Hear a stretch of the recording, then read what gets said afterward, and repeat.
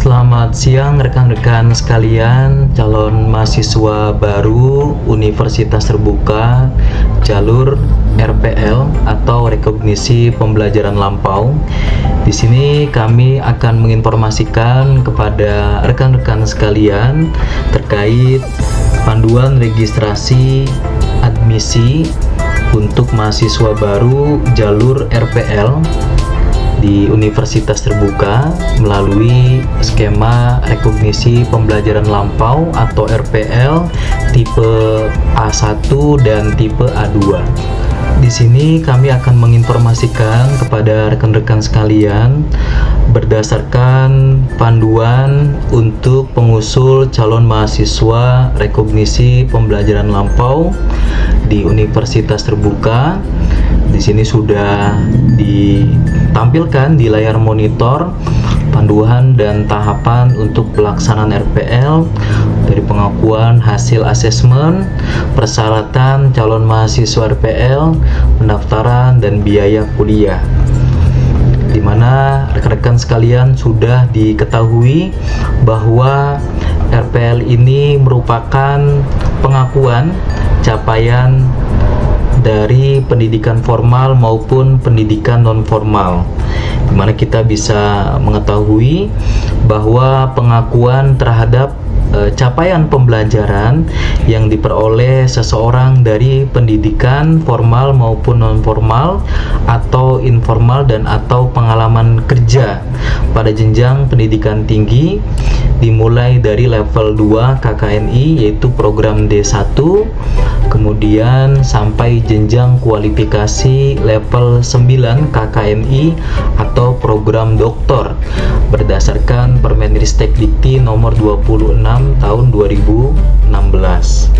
Kemudian pedoman RPL ini mengacu kepada Permenristek Dikti, Permendikbud, Undang-Undang nomor 23 tahun 2003 dan Undang-Undang nomor 12 tahun 2012, Perpres nomor 8 tahun 2012 tentang KKNI dan implementasi teknis RPL, Surat Keputusan Dirjen Belmawa, Direktorat Jenderal Pendidikan Tinggi.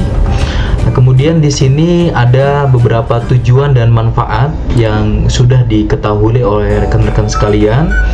Kemudian di sini untuk prinsip penyelenggaraan RPL itu melalui legalitas, akuntabilitas, kesetaraan pengakuan, kelembagaan, penjaminan mutu dan transparan. Di mana implementasi dalam pelaksanaan RPL ini terdapat dua bagian, yaitu melalui mekanisme dan skema penyelenggaraan RPL tipe A. Di sini untuk tipe A1 yaitu RPL pendidikan formal dari alih kredit di perguruan tinggi, di mana melalui transkrip nilai atau melalui indeks prestasi kumulatif dari perguruan tinggi sebelumnya, dan melalui skema RPL tipe A2 yaitu dari pendidikan non formal, informal dan pengalaman kerja, yaitu dari sertifikat, dari pelatihan, dari penghargaan dan dari pengalaman kerja yang telah dicapai oleh seseorang, yaitu merupakan RPL tipe A2.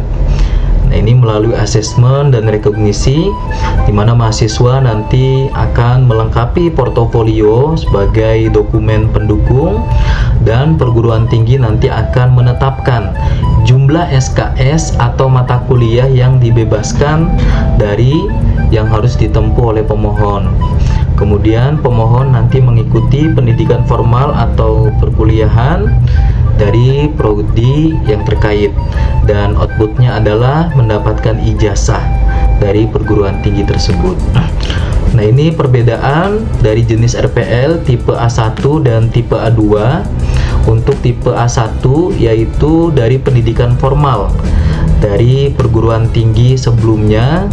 Kemudian untuk yang tipe A2 yaitu dari pendidikan non formal, informal dan pengalaman kerja, yaitu dari sertifikat, dari pelatihan, dari pendidikan non formal dan pengalaman kerja calon mahasiswa. Kemudian di sini untuk metode pengakuannya, tipe A1 melalui alih kredit dan tipe A2 yaitu melalui asesmen dan rekognisi. Kemudian hasil pengakuannya, tipe A1 melalui SK pengakuan alih kredit, dan untuk tipe A2 yaitu pengakuan jumlah SKS dan mata kuliah yang diakui. Kemudian penyelenggaranya yaitu tipe A1 dari perguruan tinggi dengan program studi yang sudah terakreditasi, dan untuk yang tipe A2 yaitu perguruan tinggi dengan program studi terakreditasi B atau sebutan yang lain setara. Nah, ini yang sudah dipahami pada rekan-rekan sekalian sebelum nanti mendaftar di RPL di Universitas Terbuka, dan mohon ini dipelajari oleh rekan-rekan sekalian.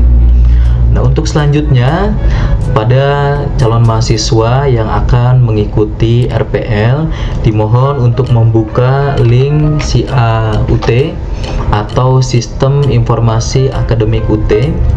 Di sini kemudian akan muncul dashboard seperti ini, dan rekan bisa untuk diklik pendaftaran calon mahasiswa. Nah, untuk pendaftaran calon mahasiswa di sini mohon rekan untuk melengkapi data diri, dan di sini dimulai dari jenjang pendidikan, diklik D1 atau D2, D3, D4 atau sarjana. Kemudian nama lengkap, di sini kami akan buatkan contohnya yaitu nama Mahbub Hidayatullah, kemudian tempat tanggal lahir, nama ibu kandung, pilih kewarganegaraan, nomor induk. Di sini jangan lupa diklik RPL, dan Bapak Ibu itu diklik menyetujui untuk biaya pengusulan RPL yaitu dikenakan 300.000 dan biaya admisi senilai 100.000. Nah, ini setelah diklik dilanjutkan untuk pilih jenjang pendidikan. Di sini pendidikannya strata 1, kemudian pilih program studi. Untuk program studinya Bapak Ibu bisa disesuaikan atau bisa dipilih dengan pendidikan Bapak Ibu masing-masing. Kemudian di sini kami adalah memilih program studi strata 1 S1 manajemen di Fakultas Ekonomi dan Bisnis. Untuk pilihan kantor cabang UT, Bapak Ibu disesuaikan dengan alamat domisili masing-masing. Karena alamat domisili kami ada di daerah Bogor, bisa diklik di sini Bogor. Kemudian nomor HP, email, password, dan konfirmasi buat password. Ini mohon dilengkapi oleh rekan-rekan sekalian. Untuk selanjutnya, setelah Bapak Ibu sudah lengkap, sudah diisi semua data dirinya, jangan lupa di sini memasukkan password dengan mencantumkan huruf besar salah satunya dan mencantumkan angka. Kemudian di sini untuk jawab pertanyaan mohon dijumlahkan yaitu 7 ditambah 17 24. Setelah sudah yakin sudah benar semua data dirinya, bisa diklik Bapak Ibu buat akun mahasiswa. Nah, di sini nanti akan dikirimkan untuk verifikasi dan aktivasi akun melalui WhatsApp yang sudah didaftarkan dan melalui email. Dan di sini mohon untuk diaktifasi di email ataupun di nomor WhatsApp tersebut. Nah, berikutnya kita akan melihat di sini di email sudah masuk informasinya untuk aktivasi dan untuk tagihan biaya RPL. Nah, kemudian di sini sudah ada tagihan biaya RPL yang harus dibayarkan calon mahasiswa dengan menggunakan lembaran informasi pembayaran atau LIP admisi calon mahasiswa baru dengan nomor yang sudah tertera. Dan ini bisa dibayarkan melalui transfer, melalui ATM, di Alfa Group, di Alfamidi, Alfamart, SMS Banking, dan lain sebagainya. Kemudian setelah itu silakan Bapak Ibu untuk mengaktifasi email. Di sini sudah ada di email masuk Untuk link aktivasinya, diklik tautan di sini, diaktifasi, verifikasi akunnya, kemudian sudah muncul. Di sini silahkan Bapak Ibu bisa masuk sebagai calon mahasiswa. Ini bisa dimasukkan email Bapak Ibu yang sudah terdaftar. Setelah sudah dimasukkan email dan passwordnya, silahkan Bapak Ibu bisa masuk. Kemudian di sini diminta untuk melakukan verifikasi. Nah, ini kita lakukan verifikasi dan sudah terverifikasi. Nah, kemudian silahkan bisa masuk Bapak Ibu menggunakan email dan password yang sudah terdaftar. Nah, di sini kemudian di sistem diarahkan untuk melakukan pembayaran. Nah, untuk melakukan pembayaran, silahkan Bapak Ibu bisa mengunduh di sini untuk tagihan biayanya melalui lembar informasi pembayaran senilai 400.000 ya. Untuk 400.000 ini biaya admisinya 100.000 dan biaya RPL-nya 300.000. Atau bisa Bapak Ibu membayar melalui pembayaran digital melalui Dana, atau bisa di sini dibayarkan melalui pembayaran QR yang melalui QRIS, atau bisa nanti Bapak Ibu di sini dibayarkan melalui kartu global, Mastercard, Visa, dan lain sebagainya. Nah, ini setelah sudah selesai dibayarkan oleh calon mahasiswa tersebut, setelah mahasiswa telah melunasi biaya admisi, di sini Bapak Ibu bisa untuk diklik tautan selanjutnya, dan di sini sudah ada keterangan lunas karena sudah membayar biaya admisi. Kemudian Bapak Ibu selanjutnya diminta untuk mengunduh katalog dan mengunduh kit sukses belajar. Di sini ada katalog sistem penyelenggaraan UT dan katalog kurikulum yang di dalamnya sudah berisi tentang panduan kurikulum dan pelaksanaan perkuliahan di Universitas Terbuka, dan sudah ada lampiran mata kuliah yang akan diambil oleh calon mahasiswa tersebut. Kemudian setelah sudah diunduh oleh Bapak Ibu, di sini diklik untuk saya telah membaca dan memahami syarat, dan selanjutnya Bapak Ibu akan diminta untuk melengkapi data, nama lengkap, tempat tanggal lahir, agama, dan ini setelah semuanya sudah diisi, diklik simpan dan selanjutnya. Kemudian Bapak Ibu diminta untuk melengkapi alamat sesuai dengan KTP atau alamat masing-masing Bapak Ibu. Di sini setelah sudah dilengkapi alamat calon mahasiswa tersebut, kemudian Bapak Ibu bisa dipilih simpan dan selanjutnya. Kemudian Bapak Ibu nanti akan memilih informasi layanan belajar di Universitas Terbuka, yaitu Bapak Ibu bisa memilih sistem paket semester atau SIPAS, dan Bapak Ibu bisa memahami ketentuan untuk registrasi mata kuliah, komponen layanan biaya, dan lain sebagainya untuk sistem paket semester atau SIPAS. Atau Bapak Ibu bisa memilih sistem non paket semester atau non SIPAS. Di perbedaan antara SIPAS dengan non SIPAS, untuk yang non SIPAS ini mahasiswa dapat menentukan sendiri, bisa memilih mata kuliah dan jumlah SKS yang akan dipilih. Kemudian untuk yang sistem paket atau SIPAS, mahasiswa tidak diperkenankan untuk memilih mata kuliah atau jumlah SKS-nya karena sudah dibuatkan secara paket oleh pihak Universitas Terbuka. Nah, setelah sudah memilih non sistem paket semester atau non SIPAS, selanjutnya mahasiswa memilih jenjang pendidikan terakhir. Karena di sini mahasiswa tersebut belum lulus S1, berarti jenjang pendidikannya SLTA. Kemudian untuk skema RPL mohon dipelajari dan dipilih oleh calon mahasiswa. Untuk skema RPL pendidikan formal yaitu jalur pendidikan terstruktur dari jenjang pendidikan SMA, perguruan tinggi, strata 1, strata 2, dan program doktor. Kemudian untuk pendidikan non formal dari sertifikasi dari lembaga pelatihan atau pendidikan, contoh sertifikasi guru dan sertifikasi Diktuba. Untuk pendidikan informal yaitu jalur pendidikan melalui kursus yang menghasilkan suatu sertifikat, yaitu kursus bahasa Inggris dan lain sebagainya. Dan untuk yang pengalaman kerja ini yaitu kemampuan, pengetahuan, dan keterampilan yang diperoleh melalui masa kerja untuk pekerjaan tertentu. Nah, ini bisa disesuaikan oleh calon mahasiswa tersebut untuk mendaftar jalur RPL dengan skema 4 ini. Untuk pendidikan formal yaitu RPL tipe A1, dan pendidikan non formal, pendidikan informal, pengalaman kerja merupakan RPL tipe A2.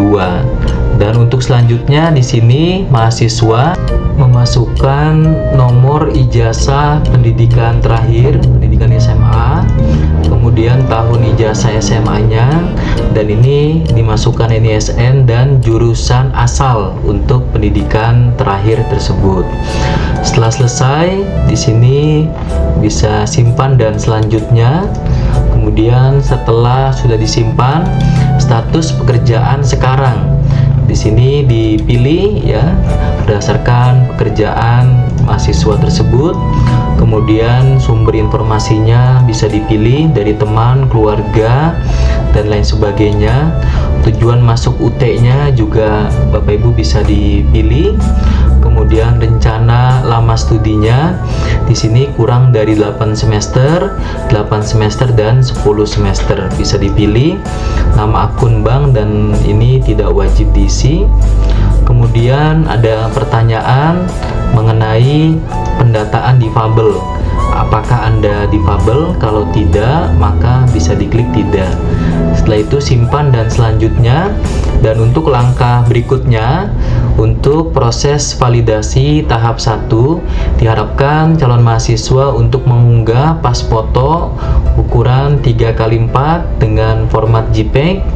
Kemudian untuk mengunggah surat pernyataan keabsahan dokumen dengan format JPEG dan formulir tanda tangan mahasiswa dengan format JPEG. Untuk template-nya bisa diunduh oleh Bapak Ibu. Di sini klik unduh formulir. Kemudian setelah itu bisa di-download surat pernyataan kebenaran data dan keabsahan dokumen, diisi nama, diisi NIM dari kampus sebelumnya atau bisa dikosongkan, diisi tempat tanggal lahir, alamat, nomor telepon atau HP, dan email. Setelah dibaca dan dipelajari oleh Bapak Ibu, kemudian diisi tanggal, kabupaten atau kota, tanggal, bulan, dan tahun pengisian, materai, dan nomor induk mahasiswa kampus sebelumnya atau bisa dikosongkan. Kemudian setelah selesai, sini bisa mengunduh formulir tanda tangan, di mana Bapak Ibu bisa memasukkan NIK ya atau di print terlebih dahulu, kemudian diisi nomor induk kependudukan, diisi nama, tempat lahir, tanggal lahir, dan tanda tangan 1, tanda tangan 2 mahasiswa tersebut, dan tanda tangan ketiga. Kemudian di paraf ya, paraf 1 dan paraf kedua. Setelah selesai, kemudian kedua format ini dibuat JPEG, dan setelah sudah dibuat JPEG kemudian diunggah di tombol unggah. Kemudian di sini KTP asli dengan format JPEG, kemudian fotokopi transkrip nilai, legalisir cap basah dari kampus sebelumnya dengan format PDF, screenshot PDDikti atau surat penyelenggaraan. Ini diunggah dengan format JPEG, dan fotokopi ijazah pendidikan terakhir legalisir cap basah dengan format PDF. Nah, setelah semuanya sudah diisi, Bapak Ibu bisa simpan dan selanjutnya untuk tahap validasi 1. Nah, nantinya setelah Bapak Ibu sudah lulus tahap validasi 1, nanti akan melanjutkan ke tahap validasi selanjutnya, di mana Bapak Ibu nanti akan mengunggah berkas RPL seperti dari pengalaman kerja, kemudian riwayat hidup, kemudian sertifikat, dan lain sebagainya. Kemudian nanti Bapak Ibu mengisi daftar mata kuliah ajuan RPL ya, yang sama dengan mata kuliah dari kampus sebelumnya atau mata kuliah baru yang akan diajukan untuk diakui atau direkognisi di kampus yang baru. Kemudian nanti ada form evaluasi diri untuk capaian belajar yang harus diisi oleh calon mahasiswa, dan langkah kedua yaitu informasi proses validasi ajuan RPL untuk validasi tahap kedua. Nah, setelah sudah lulus validasi tahap kedua, yang terakhir adalah informasi asesmen RPL untuk pelaksanaan pengakuan mata kuliah tersebut. Apabila mahasiswa sudah lulus di tahap ketiga atau tahap terakhir, nanti ada ringkasan data pribadi dan mahasiswa bisa mengunduh kartu tanda mahasiswa sementara. Nah, demikian informasi yang dapat kami sampaikan kepada Bapak Ibu calon mahasiswa jalur RPL untuk pengisian panduan cara registrasi tahap pertama. Mudah-mudahan semuanya Bapak Ibu bisa diterima di RPL Universitas Terbuka. Terima kasih, sampai bertemu kembali.